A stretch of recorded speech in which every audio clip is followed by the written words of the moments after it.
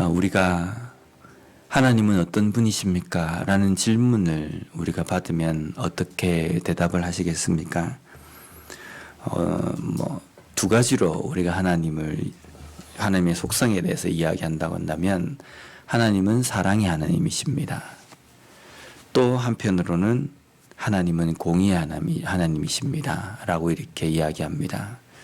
그런데 사랑의 하나님이시고 공의의 하나님이시다 라는 것을 한쪽만을 가지고 우리가 이야기를 하면은 하나님에 대해서 제대로 이야기하는 것이 아닙니다. 하나님은 사랑의 하나님이십니다. 그리고 또 한편으로는 공의의 하나님이시라는 겁니다. 왜 하나님은 사랑의 하나님이신가 동시에 공의의 하나님이신가? 오늘 본문에도 보면 지금 남유다 백성들이 하나님 앞에 기도하면서 하나님이 어떤 분이신지에 대해서 깨달은 것을 찬양하고 기도하고 있습니다. 32절 말씀을 보면 우리 하나님이여 광대하시고 능하시고 두려우시며 언약과 인자하심을 지키시는 하나님이여 우리와 우리 왕들과 방백들과 제사장들과 선지자들과 조상들과 주의 모든 백성이 아수르 왕들의 때로부터 오늘까지 당한 모든 환난을 이제 작게 여기지 마옵소서. 여기 보면 광대하시고 능하신 분이시다. 광대하신 분이시다 라는 것은 하나님은 창조의 하나님이시다. 능하시고 두려우신 분이다. 하나님께서 남유다 백성들을 위해서 주변 모든 나라에게 하신 일들을 보면 이렇게까지 위대하신 분이 없다라는 것을 느낀다는 겁니다. 그런데 또 한편으로 보면 하나님께서 남유다 백성들과 북이스라엘 백성, 하나님의 백성들에게 행하신 징계를 보아도 능하시고 두려우신 분임을 깨닫게 된다는 겁니다. 어떻게 보면은 이스라엘 백성들이 하나님의 말씀이 들려짐에도 불구하고 그 말씀을 온전히 듣지 않고 자기 갈대로, 자기 고집대로 살았다는 것은 하나님을 좀 그렇게 만만하게 생각하고 우습게 생각했기 때문이지 않습니까? 근데 그 하나님께서 깨닫지 못하는 백성들을 깨닫게 하시기 위해서 대적의 손에 그 백성들을 붙이셨을 때 그들에게 온 고난과 여러 가지 힘든 상황들은 보통 힘들고 어려운 상황이 아니었습니다. 그래서 그 모든 일들을 보면, 하나님의 백성들에게 하신 일들을 보면 하나님은 아주 두려우신 분이심을 깨닫게 된다는 겁니다. 그런데 그것으로 끝나는 것이 아니라 하나님은 언약과 인자하심을 지키시는 분, 이게 사랑의 하나님이십니다. 사랑의 하나님이시기 때문에 대적의 손 아래에서 힘들게 고난받는 백성들을 그냥 두시지 않고 하나님께서 인자와 긍휼로 그들을 지켜보시고 그들의 고통 가운데서 그들을 인도해 내셨다는 겁니다. 그런데 그런 하나님을 왜 지금 남유다 백성들이 찬양하면서 기도하고 있냐면 바로 마지막에 나와 있는 아수르 왕들의 때로부터 오늘까지 당한 모든 환난을 이제 작게 여기지 마옵소서.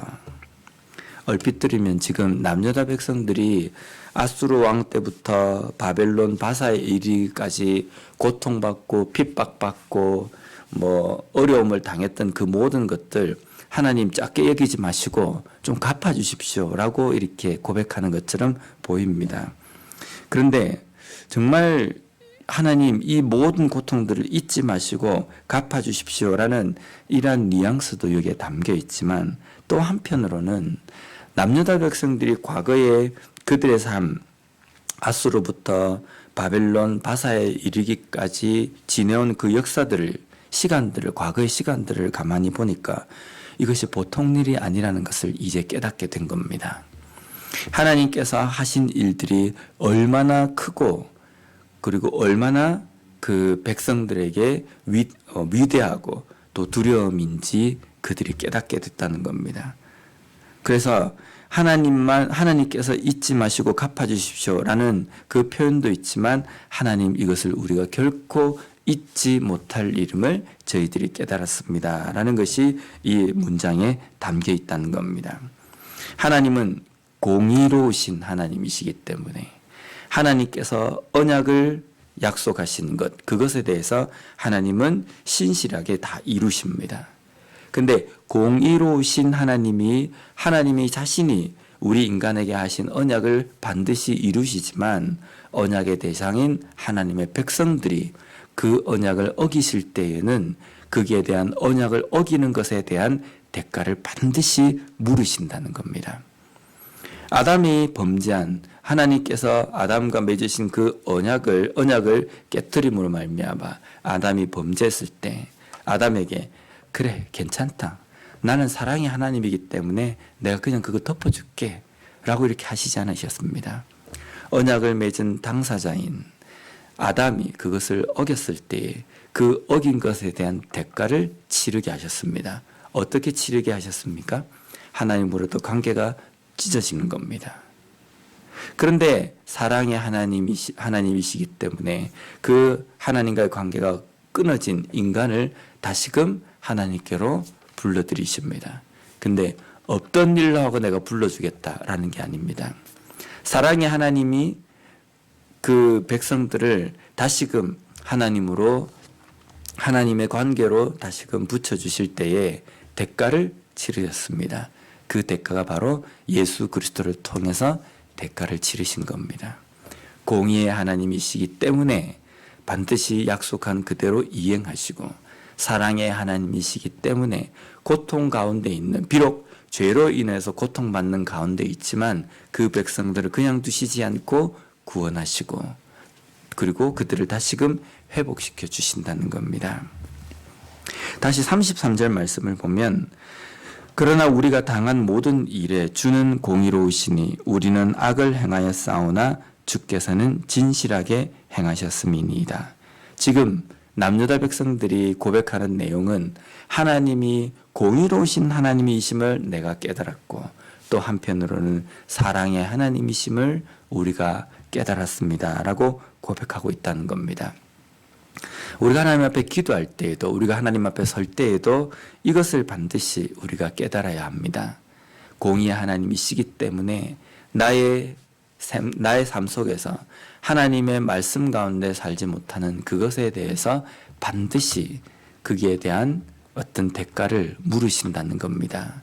그 대가가 사랑의 하나님이시기 때문에 우리가 그것을 회개하고 하나님 앞에 돌아올 때에 하나님께서는 대신 그 값을 지불해 주셔서 우리로 하여금 회복되도록 해 주신다는 겁니다.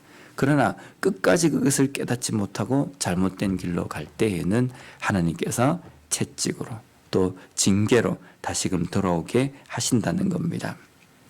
죄로 인해서 남유다 백성들이 겪게 된 징계에 대해서 37절 말씀에 이렇게 고백하고 있습니다.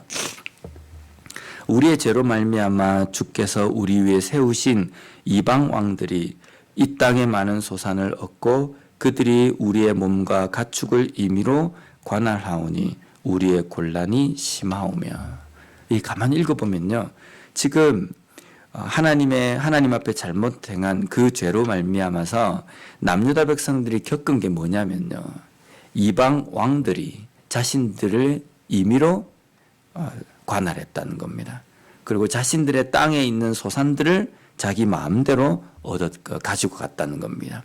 이게 무슨 뜻이냐면 남유다 백성들이 수고롭게 노력하고 또 씨를 뿌리고 또 관리를 해서 추수를 한 것들을 자기 손으로 누리지 못하였다라는 겁니다.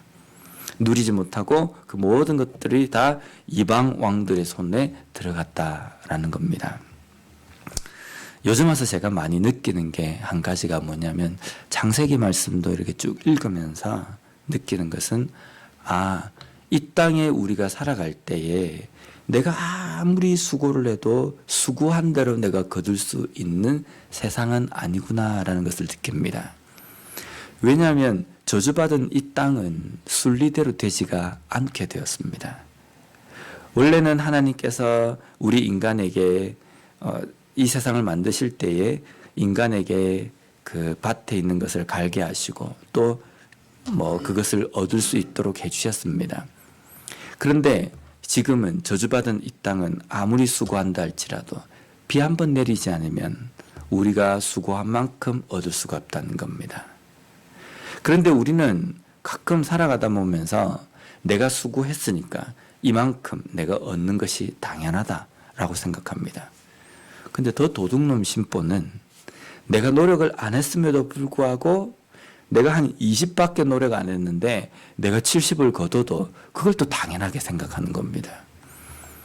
그런데 우리가 살아가는 이 세상은 내가 아무리 99를 내가 노력한다 할지라도 내가 거둘 수 있는 것이 10이 되지 않을 수도 있다는 겁니다. 왜냐하면 우리가 생각하는 1이라고 생각하는 1%가 하나님의 주권 아래에 있기 때문입니다. 아무리 내가 열심히 한다 할지라도 하나님께서 내 건강을 조금 힘들게 하시거나 내가 아무리 열심히 노력한다 할지라도 하나님께서 하늘에서 비와 해를 제대로 내리시지 않으면 그 모든 것들이 다 황폐하게 되어버린다는 겁니다.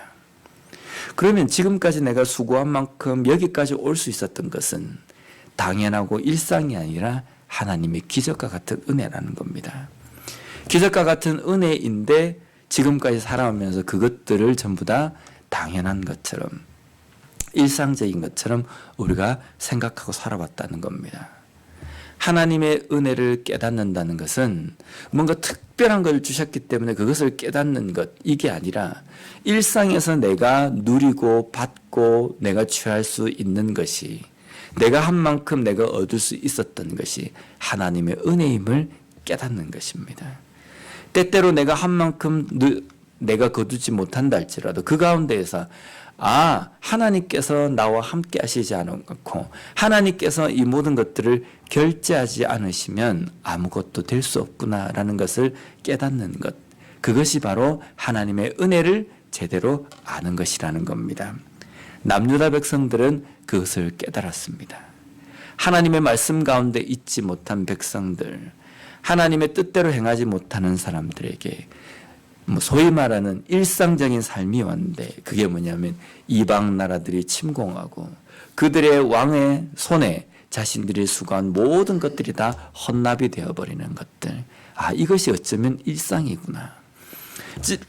지금까지 내가 당연시 생각했던 내가 수고한 만큼 거둔 것은 일상이 아니라 하나님께서 특별하게 베풀어 주시는 크신 기적과 같은 은혜였구나라는 것을 깨달았다는 겁니다. 오늘 우리도 이와 같은 하나님의 은혜를 깨달음으로 말미암아 하루하루 순간순간 살아갈 때마다 모든 것이 하나님의 은혜임을 온전히 깨닫고 살아가는 우리와 우리 교회가 되었으면 좋겠습니다. 기도하겠습니다.